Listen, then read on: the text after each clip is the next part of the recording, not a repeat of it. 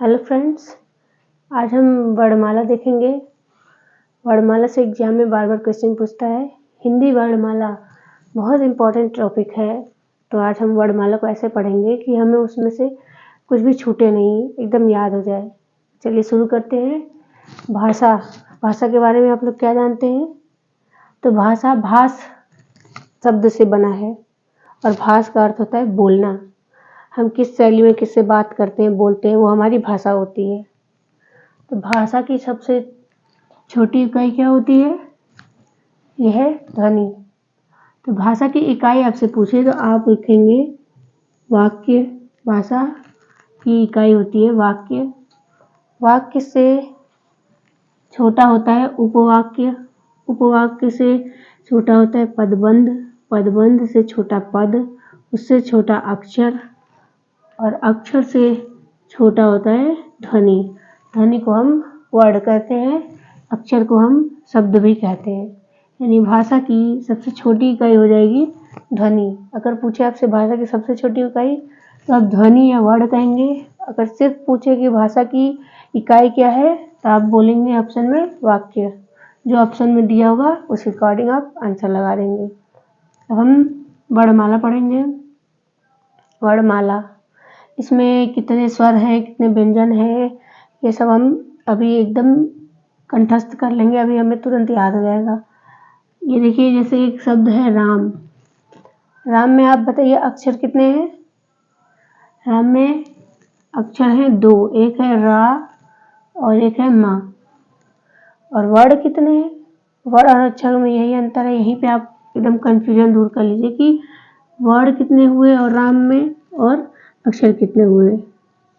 ये और ये हो गए अक्षर, 2 अक्षर है। इसे डिवाइड करिए तो हो जाएगा आधा र प्लस आ, यानी ये आ की मात्रा, फिर आधा म प्लस अ, यानी किसी भी अक्षर में अ छुपा होता है। जैसे अगर कोई भी अक्षर है पूरा क, मान लीजिए क लिखा है, इसका मतलब क्या है? इसका मतलब है कि इस क में अ छुपा हुआ है और ये क क्या है? आधा है। तो ये आपको एकदम याद करना है। कोई भी व्यंजन है वो अपने आप में पूर्ण नहीं होता है, बिना स्वर के कोई भी व्यंजन बन ही नहीं सकता है।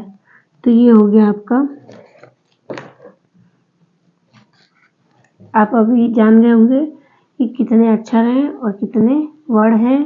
अक्षर क्या है और वर्ड क्या है, डिवाइड करके किसी भी अक्षर को आप समझ जाएंगे, किसी भी शब्द को। स्वर देख लेते हैं।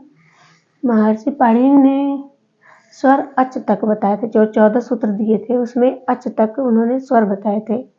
अ, ई, ऊड़, ऋ, ऋक, एउंग, एउच, यहाँ तक स्वर हैं आपके। ये स्वर देखिए अ, आ, ई, उ, री, ए, ओ, औ, यहाँ तक स्वर बताए हैं। तो स्वर पूछ ले आपसे तो आप स्वर बता देंगे। अब देखिए व्यंजन। क से च, ट, थ, प, ये पूरे वर्ग, यानी क वर्ग, च वर्ग, ट वर्ग, त वर्ग, प वर्ग, ये पूरे 25 हो गए। आपके ये य, र, ल और व, ये आपके अंतस्थ हो गए। और स, ख, स और ह, ये आपके मूर्धन्य हो गए। तो ये आपकी वर्णमाला कंप्लीट हो गई यहाँ पे।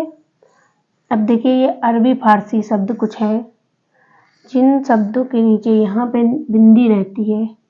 जैसे मान लीजिए क लिखा है मैंने और यहाँ पे बिंदी हो गई, इसको बोलते हैं नुफ्ता।